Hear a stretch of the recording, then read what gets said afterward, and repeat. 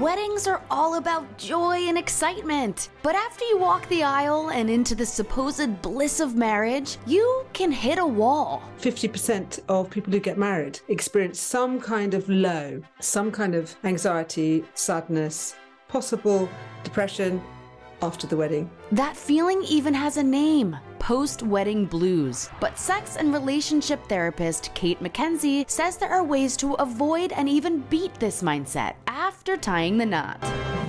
The first step is to accept that it is okay to feel this way and acknowledge why. However long you've been planning that wedding, however big or small, quite a lot of work, intention, saving, doing, organising. Your body is going through an emotional withdrawal after an intense high of preparing for months or even years. It's one day, it's all that pressure to fulfil a lot of things. You can imagine how there could be a crash after that.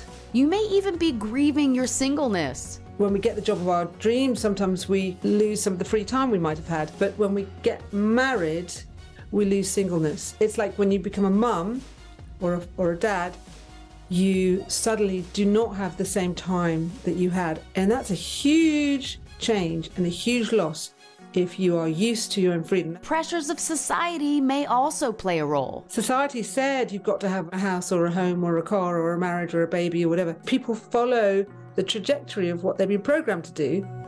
So, Kate says in order to prepare for the marriage and not just the wedding, you need to ask yourself the right questions. What are you committing to? What are your vows? What is your heart saying to you? By answering those questions ahead of time, you can save yourself from confusing feelings later. Ideally, there would be some kind of emotional or spiritual or mental preparation, because it's an enormous change. And just because you're committed to somebody doesn't mean you should lose yourself in the relationship.